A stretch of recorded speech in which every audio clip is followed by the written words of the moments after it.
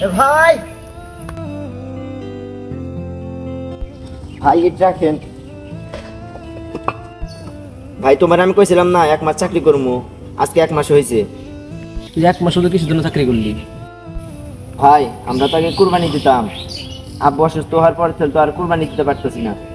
ভাই এখানে 20,000 টাকা আছে, কারোর সাথে শরীক হয়ে কুরবানিটা দিয়েন।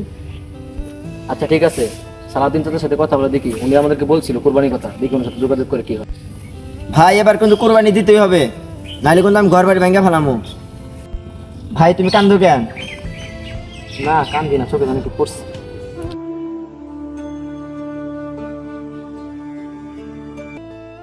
ভাই ওই যে কাকা দাঁড়া আছে ওখানে, দেখা যায়। চাচা একটু দিকে আসেন, একটা কথা ছিল। বাতি একটু দাঁড়াও, কথা শেষ করে আসতেছি। বাতিদা কেলে গেছো? চাচা আপনি যে বলছিলেন কুরবানির কথা, কারণ আমরা তো আব্বু সুস্থ হওয়ার পর থেকে আর কুরবানি দিই না, কারণ আমার ছোট ভাই পারবেছে এবার আশা করছি কুরবানি দেবো, 1 মাস চাকরি করলো, এখন চাচা বলতেছিলাম যে কুরবানি দেই। আচ্ছা বাতি তোমরা তো আসছো, তোমাকে আমি আর আগে একবার বলছিলাম, তাহলে বিকালে আসো দুই ভাই সবাই মিলে একটা গরু কিনতে যাই, মনে হয় দেখি কেমন হয় গরু। আব্বা অসুস্থ হওয়ার পর থেকে তো কুরবানি দিতে পারলাম না, কারণ ছোট কইতেছে কুরবানি দিতে।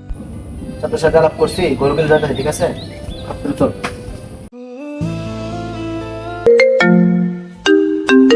এই শুরু দাঁড়া তো, ফোন দিল কেন? সময় এখন দিচ্ছে। হ্যালো, হ্যাঁ ভাইয়া, কি? আমাকে তোমাদের জামাই মারছে কেন? কুরবানির টাকার জন্য। আমার শাশুড়ি অনেক টর্চার করতেছে, খাসি কিনে দিতে বলে। ও আচ্ছা দেখতেছি, দাঁড়া করে। ছোট তোমায় বলতেছে তার জামা থেকে মারছে, কেন? তার শাশুড়ি বলতেছে কোরবানি খাসি কিনে দেওয়ার জন্য। কেন তারা কি কুরবানি দিতে পারে না? দেখ ছোট, আমাদের তো একটা বোন, তুই তার ছেলে কোরবানি দিতে, এখন সময় আর তার শ্বশুর বাড়ি থেকে চাপ দিতেছে।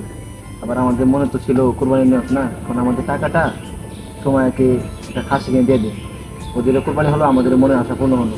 তুই দেখ রাগ করিস না, ছোট কোরবানিটা শুধু মনের আশার জন্য না, আল্লাহকে রাজি খুশি করতে হবে। ওদেরকে দিলে ওরা খুশি হলো, আমাদেরও মনে আশা পূর্ণ হলো। আচ্ছা ভাই এখন তুমি যেটা ভালো মনে করো সেটা করো। তাহলে ওদেরকে তার খাসি কিনে দিয়ে দিই। আচ্ছা।